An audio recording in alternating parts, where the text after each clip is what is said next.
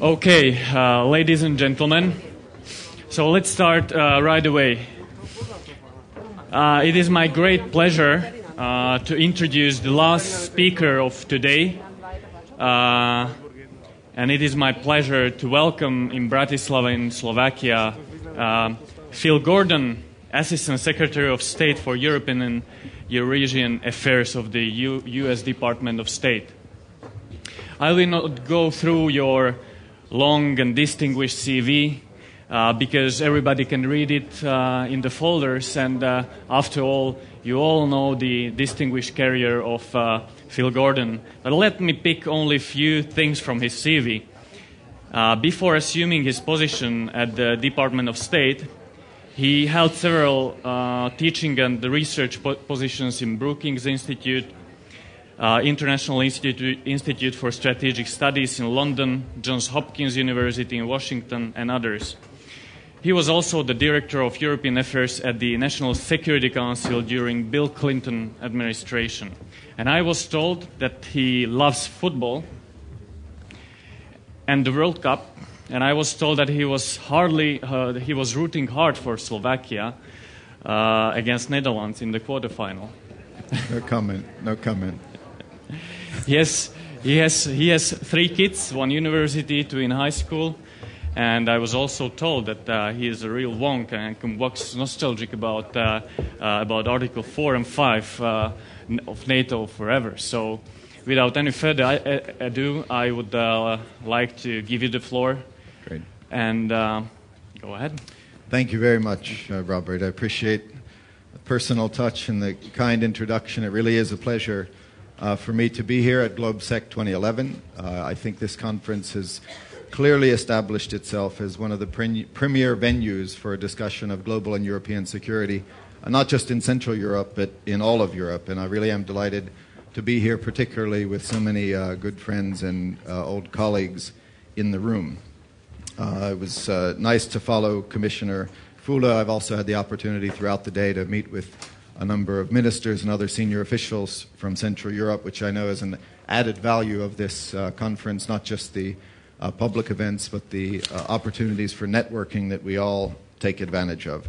Let me also begin by thanking Minister Zurinda and the Slovak government and the Slovak Atlantic Commission for putting this impressive conference together.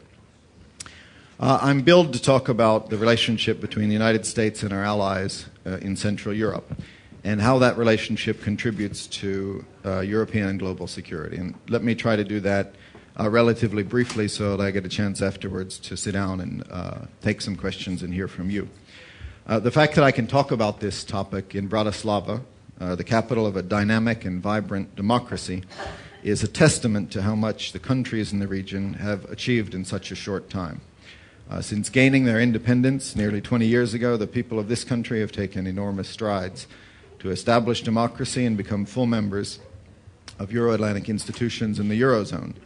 And the United States, I want to say, is proud to count Slovakia as a close friend and an ally, and we value its contributions to regional stability, contributing to integration in the Balkans, but also more globally, including its contribution to our common interests in Afghanistan. Slovakia's success mirrors the leadership and growth that we have seen throughout Central Europe. With the Hungarian and Polish EU presidencies in 2011, and Slovakia's efforts to make the Visegrad Four a broader forum, bringing in others to address regional and wider EU and NATO issues, as they did today, inviting the German foreign minister for a discussion of such issues. I think the combination of those things really put Central Europe in the spotlight in the course of this year. The Visegrad Four have also shown strong leadership in promoting political and economic stability in the eastern neighborhood, which is only fitting. You brought about an extraordinarily successful democratic transition in your own countries after the fall of the Iron Curtain here in Central Europe, and now your example and your assistance are crucial to promoting and consolidating democracy in your neighbors to the east. The Eastern Partnership, of course, the Eastern Partnership Initiative, of course, was launched under the Czech EU presidency, and both Hungary and Poland have continued that focus, making the Eastern Partnership Initiative one of the priorities of their respective presidencies this year. Slovakia has also made the EPI a priority agenda item as V4 president. I want to say on behalf of the United States that this is an initiative that we have strongly supported from its inception.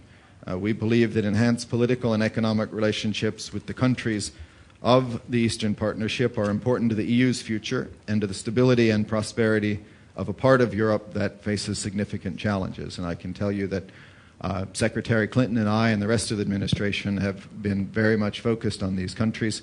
Indeed, I was in 3 of the Eastern Partnership countries in the Caucasus just last week. Let me say a word about what we're doing. The United States in 2010 allocated $310 million in assistance to the EPI region, provided the remainder of our $1 billion in assistance package to Georgia following the 2008 conflict, and we signed a 5-year, $262 million Millennium Challenge Corporation compact with Moldova. So I think it's fair to say we're putting our money where our mouth is in terms of our commitment to these countries. We have focused on support for democratic actors and civil society capacity, building economic growth and stability, promoting health and education, and bolstering peace and security in the region. These are goals that are very consistent with the 4 EPI platform areas, which are people-to-people contacts, governance and stability, economic integration, and energy. We hope, therefore, that the initiative will provide additional funds and programs to the region, and that by closely coordinating our assistance, and this is something we do put a premium on, and I'm pleased to say has gone very well, we can leverage our contributions and maximize our impact by working together. For these reasons, we welcome the planned EU Eastern Partnership Initiative Summit later this year and expect to participate at a very senior level. The United States and the European Union, acting in concert, can send a powerful message of solidarity, something we have done recently with respect to Belarus. Together, with the targeted set of sanctions that both the EU and the United States announced on January 31st, we have sent a very clear message to the government of Belarus and to Mr. Lukashenko that business as usual will not continue as long as the suppression of civil society, the opposition and independent media continue, and demonstrators are detained, tried, and sentenced, which in our view makes them political prisoners.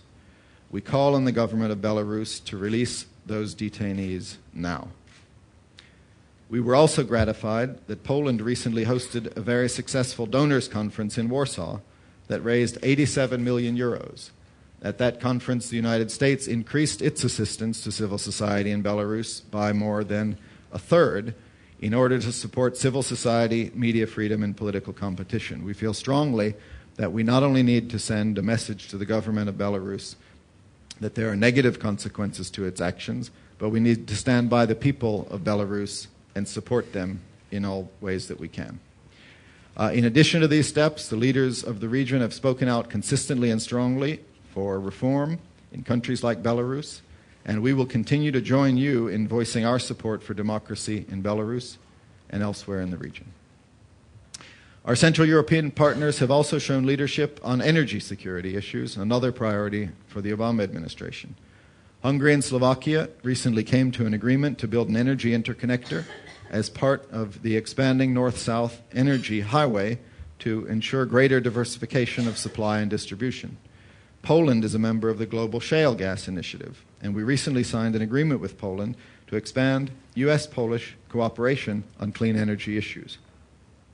We've also signed an agreement with the Czech Republic on civil nuclear cooperation.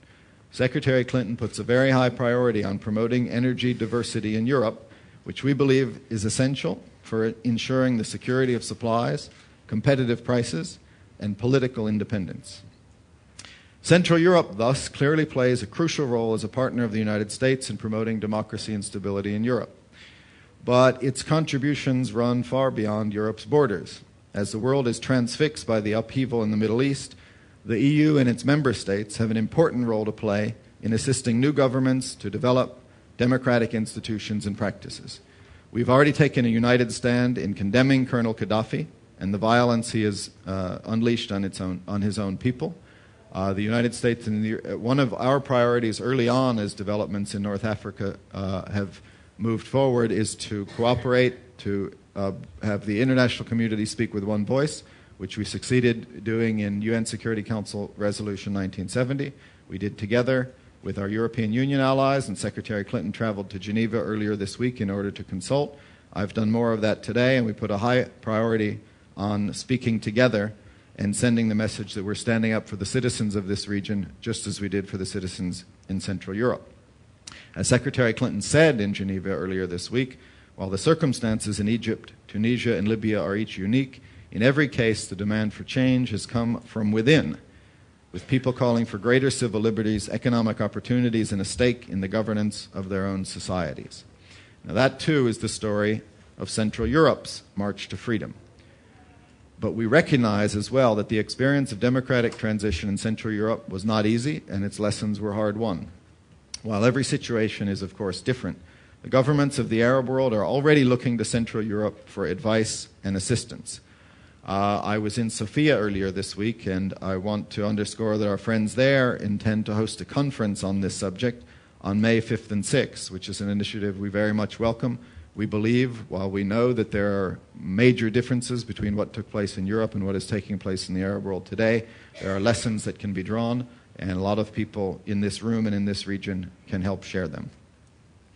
Central Europe also contributes to global stability through NATO, something that was underscored again at the recently concluded NATO summit in Lisbon. Lisbon marked a watershed in the alliance's evolution and achieved progress in three crucial areas. First, we revitalized the alliance and prepared it to meet the threats of the 21st century. We did so by adopting a new strategic concept, defining new capabilities for the alliance, and initiating important reforms in the structure of the alliance. Second, we positioned the NATO ISAF mission in Afghanistan for success by pursuing a strategy that will allow Afghans to gradually take lead responsibility for security in their country while maintaining a strong partnership with NATO. And finally, we moved NATO's relationship with Russia forward with cooperation in a number of vital areas, including missile defense. And let me say a few words about missile defense and our relationship with Russia. At Lisbon, allies recognized that the defense of Europe can no longer be achieved by just tanks or bombers. Now we need defenses against a new and very serious set of threats, in particular ballistic missiles in the hands of dangerous regimes, particularly if potentially combined with nuclear weapons. And our aim as an alliance is to develop a missile defense capability that will provide full coverage and protection from missile threats for all NATO territory, populations, and forces in Europe. This capability will be a tangible expression of NATO's core mission of collective defense.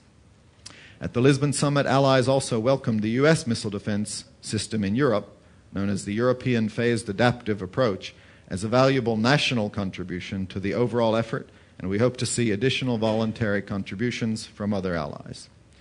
Finally, with respect to Russia, NATO's relationship with that country has been transformed in the past 20 years from adversary to partner.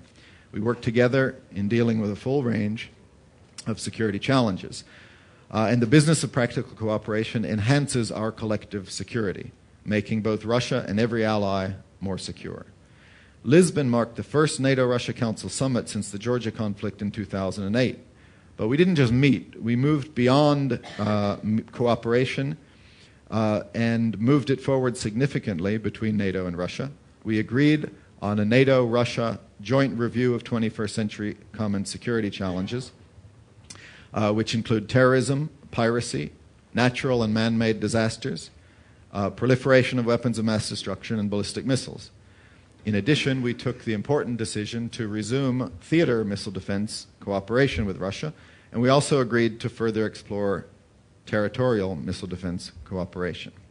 Let me add, and let me be particularly clear, however, that these efforts at cooperation with Russia will in no way limit the United States or NATO's capacity to deploy missile defense or other collective defense capabilities. Rather, these steps represent a fundamental understanding that NATO and Russia share a number of common interests, and we can advance those interests by working together. None of this progress, and none of the progress we have made in our so-called bilateral reset with Russia, comes at the expense of any ally or of our principles, including our commitment to the sovereignty and territorial integrity of all nations in Europe and NATO's open door. Both the United States and NATO continue to have differences with Russia, and we have expressed those regularly and clearly. But we have not allowed them to prevent NATO and Russia from advancing cooperation that ultimately will enhance stability throughout Europe and Eurasia. To sum up, I think this review of all of these issues on the U.S. agenda with Europe and with Central Europe demonstrates two things. First, we work very closely with Europe on every major issue, both internationally and within Europe. Second, Central Europe plays a crucial role in advancing this agenda, whether the issue is promoting democracy in Europe's east, guaranteeing energy security for the whole continent, contributing to the EU's efforts to address major global challenges, or the NATO effort to secure Afghanistan. The energy, ideas, and commitment of Central Europe is something we look to and rely on in pursuing our common goals. And there is much work to be done to translate this agenda into concrete steps towards the security and prosperity of both Europe and the United States. And that is why the work that everyone here does is so important, both in generating public support for the U.S.-Europe partnership, but also in giving meaning to the strength of the partnership by making sure we have the will and the resources necessary to deliver on our very full agenda. As we rise to meet all these challenges, I'm confident that the partnership between the United States and Central Europe, which achieved so much in the last 20 years, will achieve even greater things in decades to come. Thank you all very much. Thank you very much, Mr. Assistant Secretary. And Mr. Assistant Secretary Phil Gordon is ready to answer a few of your questions. So if I see some hands, we have still 10 minutes. I see 1, 2, 3 there. So let's take Tomáš Valašek first, and then gentleman here. Phil, thank you for a fantastic, succinct overview. Can I ask you to sort of put in your, to take out your crystal ball and question about the future? What will the relationship look like, not just Central European, but transatlantic relationship in general, after Afghanistan? The reason I ask is, for all the occasional griping from this part of Europe about the Europe whole and free not being the central organizing principle, it's still a case that one of the things that is on the top of your priority list, Afghanistan, is a common joint transatlantic mission under NATO command. Once that goes, there will still be a busy agenda, and you've just laid it out. Missile defense, Russia, whatnot. Hand on heart, will these be top U.S. priorities or not? My sense is they won't be. You will be more worried about China, you'll be more worried about India, you may well be more worried about Northern Africa. Am I right to assume that when Afghanistan's done, that we may be less central, the relationship may be less central to your foreign policy priorities than it is now? And what will that mean for U.S.-European relationship in the medium run? Okay, we can pass the mic here. Can we pick two Sure, questions? sure. No? Thanks. Well, thank you very much, Phil. You are not here at the former panel, hence I will repeat the question that was also directed to the former panelists here. France and Italy and I think Slovenia and some other states have proposed rebalancing some of the EU funds from the to strengthen the support we're giving to the south, and possibly to the expense of what we're delivering in the east. So how do you think this is a good idea? That's number one. And very short number two question, since I've got a mic anyway. The first was a yes or no question, so that won't take long. That will be very, very short. You mentioned the conference in Warsaw, the donors conference, and Minister Sikorski proposed at this conference that European endowment for democracy should be created. Do you think this is a good idea? If it is, would the United States be prepared to participate in it? Okay, let's keep the mic here with Oksana, and then in the meantime, catch my eye. I see you. Okay. Hi, Phil. Just a quick question, since you just came from the Caucasus. The 3 difficult questions. One is, where is Armenian-Turkish reconciliation stands now? And can we expect any results before coming April? And if not, then what? The second question about Nagorno-Karabakh. We had a panel here. A number of people continue to express a serious concern about the state of conflict. Do you see any signs after Astana that we could be moving somewhere? And the third question, what do you think the situation in Tunisia, etc., means for Azerbaijan? Thank you. Thank you. Are we taking one more question, or are we going to... Well, Oksana asked 3, so... Okay. Sure, Go ahead. We can take one more. Okay, so one more up there. At the back, at the very back. Thank you.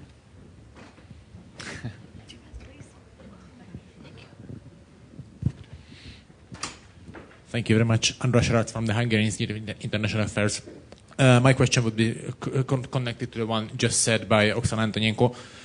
My question would be also related to the Nagorno-Karabakh conflict. I mean, do you see any chance for closer cooperation between the US and Russia in preventing the war from happening? Or, to put the question another way around, how do you evaluate the leverages the US has on Armenia and on Azerbaijan regarding the conflict resolution? Thank you very much. Thank you. So, Okay. Mr. Gordon. Thank you all. Those are all very good and serious questions. I suppose I should first say to anyone who arrived late thinking they were coming for the Ukrainian foreign minister, I'm not the Ukrainian foreign minister. I just don't want there to be any confusion if journalists have arrived in time for what they thought was something else. Tomas asked a question about shifting global priorities from the United States, which is something, or potentially shifting, which is something we hear often, and thus I'm glad to have an opportunity to address it. Because I genuinely think it can be misunderstood. Is the United States and is President Obama interested in and focused on China and India and Brazil and the Middle East and Afghanistan? Yes. We plead guilty. I think you would appropriately worry if we weren't and if the President wasn't. These are enormous challenges that we face, and they're very high on our strategic agenda. But I think it's a misunderstanding to see the world in zero-sum terms or believe that what that means is we are no longer interested in Europe, don't need Europe, and it gets pushed aside. Indeed, I would go further to argue that it is precisely because we face such tremendous global challenges that we need a strong relationship with the democratic, like-minded, prosperous allies of Europe. I mean, think about, and I'll tell you how we think about it, viewing the world from Washington. When you ask yourself, how are we going to deal with these challenges that we face? The Iranian nuclear program, an ongoing conflict in Afghanistan, an even more potentially dangerous situation next door in Pakistan, the instability in the Middle East, and now in North Africa. Unless you think we can do all that alone, which we can't, and we don't have the resources for, then you think you need allies, and then you ask, where are they going to come from? And I submit to you that even in this changing geopolitical environment, they're still going to come from Europe. You know, who is helping us in Afghanistan with this war that we are fighting? There are 40,000 European troops in Afghanistan and European civil contributions, and who is helping us deal with the Iranian nuclear challenge? It's primarily our European partners. So, yes, China is important, India is important, but they're not fighting side by side with us in Afghanistan, and they're not the most helpful allies in dealing with climate change, Iran, Middle East, North Africa. So I think Europeans really should not imagine that in the new world it means that our focus has turned elsewhere and Europe isn't important. It's important for different ways, but it is vitally important, and it's really a part of the President's worldview and the administration's worldview. I mean, that's related to the South-North question and shifting priorities. And again, it would be, I wouldn't sit here and say that there's not going to be increased focus on North Africa and the Middle East moving forward. I mean, as we speak, we are considering options there, faced with a major crisis. There are refugee flows. But again, I think the same point holds. We're in this together. And Central and Northern Europe are in it too. And in this globalized world, we're going to be turning to each other to deal with these problems. Fortunately, Central Europe is now part of that stable democratic West that can help contribute to global security challenges. And we don't neglect in any way the ongoing security challenges that remain in Europe. But I think Central Europe is now part of our common alliance, increasingly dealing with common global challenges. You asked a specific question about European Fund for Democracy. I don't have a specific answer on that initiative or whether the United States would support it. I do have a general or generic one, which is that we do need to see more active support from Europeans to support and bolster and promote democracy. Fortunately, while we're all concerned about the potential negative effects from what's happening in Middle East and North Africa, the same time, it's a potentially enormous opportunity.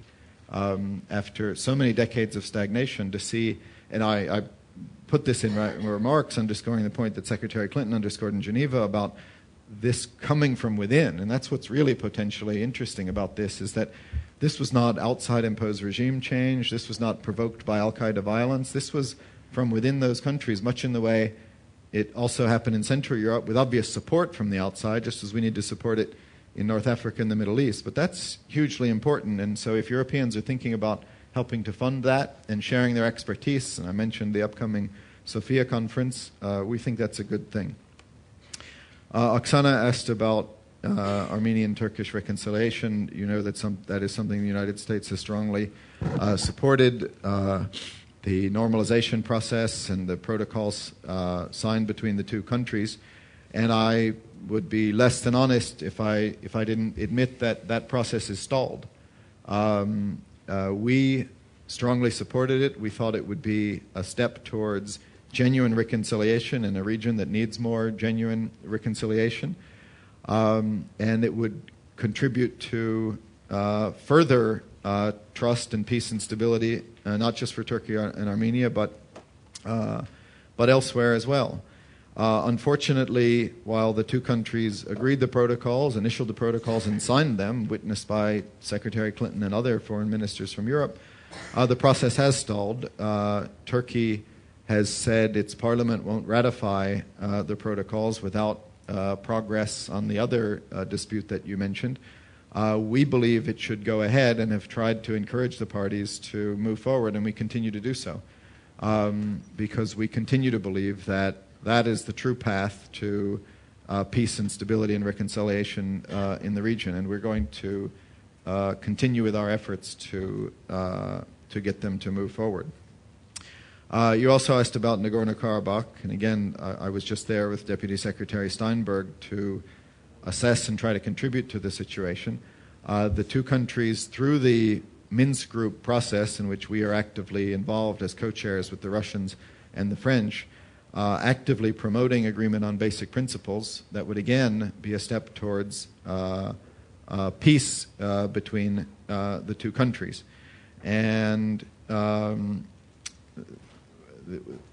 the Russians have been very much involved. If I can tie it to the last question about U.S.-Russian cooperation, I would have to say U.S.-Russian cooperation is very good. The Minsk Group co-chairs work very well together. It is sometimes alleged, and I want to be completely frank about this, that we have deferred excessively to Russia because more of the meetings between the Azerbaijani and Armenian presidents take place in Russia. That is true. I mean, geographically it's closer. It's easier for them to meet in Astrakhan or Sochi than to come to Chicago. But we're actively involved in the entire process. We feel the Russians are transparent with us and vice versa. We feel we have a common interest in avoiding conflict and promoting stability and energy flows and peace in the region. So we're actively working on it. It's difficult. There's not enough trust between the countries. But again, it comes back to what I said about the Eastern Partnership Initiative and EU involvement and American involvement. We have a common interest in finishing this business. There are parts of Europe that have become democratic and stable, and there are other parts that haven't yet. And Europe won't be complete until these other parts, which include the Balkans, which includes Belarus, which includes the Caucasus, are stable as well. And once again, that's why we join together in supporting this Eastern Partnership Initiative.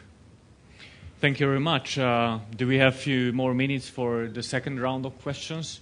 Sure. Okay, so Eugenius, and I see two hands over there after that. Eugenius Par from Warsaw, Polish Institute for International Affairs.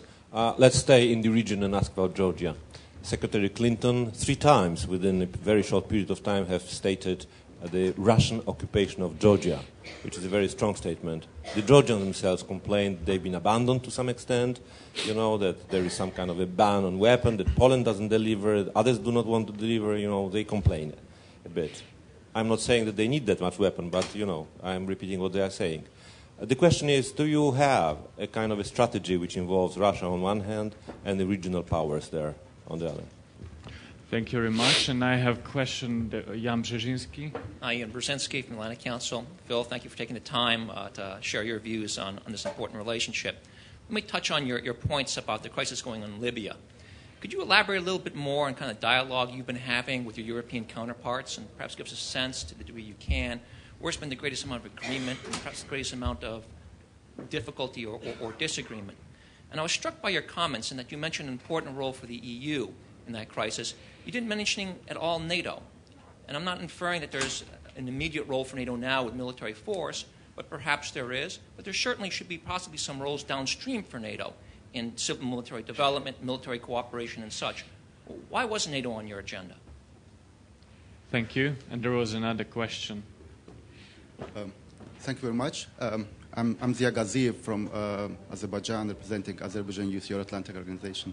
Thank you very much for your intervention and mentioning the Nagorno-Karabakh issue. My question would be actually regarding that case as well. So you just mentioned that there is good cooperation between Russia and USA in framework of OSCE co-chairs. But as Azerbaijani, I'm a bit upset and kind of hopeless, seeing that last 17 years, same formats, same co-chairs, trying to deal with the conflict, and nothing changed since 17 years. We have like OSCE co-chairs, which didn't change the format, and the situation of the conflict, which didn't change as well. And the question is, how we want to go to the further with that. It's not only U.S. perspective, but also with European perspective, whether there are some economic alternative to solve this conflict.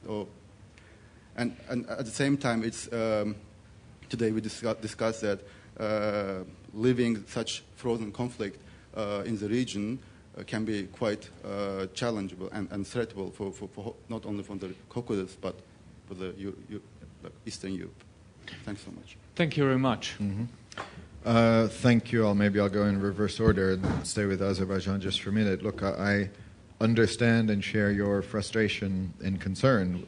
We share it, and that's why we're so present and active on the issue. It is a dangerous issue. It is fortunately frozen, but there are incidents on the line of control. There are casualties. There is a constant risk that it gets unfrozen in a negative way. And even if we don't suspect or don't believe it likely that there's an outright invasion in the near future, there's always a chance of a miscalculation and a conflict. So I absolutely understand why you're frustrated and concerned. I don't think, frankly, that the problem is the sort of international framework for the negotiations. I say, if we felt there was some other framework that would be better, we would be open to it. We feel no undue attachment to the current framework in the Minsk Group co-chairs. As I mentioned, we feel that is actually working pretty well among the three co-chairs, and then also in touch with all the other interested parties. We feel we've been presenting the types of ideas that can help resolve the conflict. Ultimately, as you know all too well, the parties themselves have a lot of fear and insecurities to overcome, and we're doing all we can to help them do so. In Libya, I certainly didn't want to neglect NATO in thinking about it, and we certainly haven't done so. Indeed, I spent much of the day in touch with colleagues at NATO because, as you know, as early as last week, NATO met and began the process of prudent planning to be ready to be able to offer our leaders more options if they choose to move in that direction. And we're not prejudging anything. It's the same thing the United States is doing through its deployment of assets in the region. It is not signaling any use of force or prejudging anything. It's a step to give the president more options as what is clearly a volatile situation evolves. And that's what we believe NATO should be doing as well, without prejudging anything, just studying the types of questions like how you could enforce an arms embargo, which the UN Security Council has already mandated, like how you could help with humanitarian assistance, which a number of countries have already undertaken, including evacuations, like how you could implement a no-fly zone if leaders decided to implement one. So that is our view, is that NATO should begin planning in these things because we want to be able to give our leaders the options in case they decide to go in that direction. So I didn't mean to fail to mention that. I did mention the EU, and there too we have done some work together, and the EU, like the US, has put sanctions on the Gaddafi family and those around it. We've taken a step further and put broader sanctions on Libya because we don't want that family and that person to have access to national assets, and we're encouraging the EU to do the same. But the first point I made, which you picked up on, was just the theme of cooperation, and that I do want to stress because that was our instinct from the start, to make sure that the international community was speaking with one voice for all sorts of reasons, but not least, the more Gaddafi and those around him, and I put the stress on those around him, see that the world is at one in saying he's got to go, the less likely it is that people will rally to him and believe that his regime has a future. So that's why it was important that we could quickly get a UN Security Council resolution unanimously, including the Chinese, who aren't normally quick to support such things.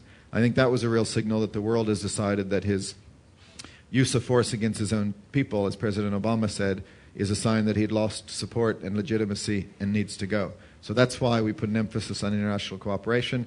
You heard the President, when he addressed this, immediately talked about sending Secretary Clinton to Geneva to consult with European allies, sending Undersecretary Burns to Europe to consult further. It underscores the point I made in my speech about how Europe is now the global partner of the United States. So that's what I meant by emphasizing cooperation with Europe on that point. Finally, Georgia. You raised two aspects, the reference to occupation and the Georgian feeling of security. Yes, Secretary Clinton referred to Russian occupation of Georgia. We don't know what else to call it. We respect Georgia's sovereignty and territorial integrity. We believe that Russia used disproportionate force and remains present in what we consider to be sovereign Georgia. So it's not meant to be particular provocation. It's just a description of what we think the situation is, and we're very active in the Geneva talks and bilaterally with Russia to try to bring about an end to what we consider to be a military occupation. I don't think there's a basis. You referenced, feelings of abandonment. I really don't think that there's a basis for that, and had good talks in Tbilisi just last week on our bilateral relationship. As I mentioned in my speech, the United States, after the 2008 war, gave $1 billion to Georgia, which is not an insignificant amount of money. We launched a strategic partnership commission that has met several times, including at the secretarial level, with Secretary Clinton's involvement. She has traveled to Georgia. The Vice President has traveled to Georgia. The Deputy Secretary has traveled to Georgia. I've been 5 times to Georgia. They come to us regularly. The Georgian Foreign Minister was in Washington last week. I think we have an intensive and active bilateral relationship. We raise Georgia's sovereignty and territorial integrity directly with the Russians pretty much every time we see them. We don't hesitate to do that. We're clear that we view it as an occupation. And as I said when I talked about our desire to work more closely with Russia, I also underscored that we have some differences with Russia. We're not shy about expressing them. And one of them is Georgia, and I think we've managed to have a better relationship with Russia in lots of important ways, but without, as I said here, sacrificing our principles or our friends. And Georgia is one of our friends, and there's some important principles involved in that relationship. Thank you very much. Thank you for your speech and for those answers, Mr. Gordon, and thank you for your friendship and leadership. Thank you for coming such a long way from Washington and Sofia to Globsec Bratislava Global Security Forum. And I think you deserve a big applause. Thank you very much.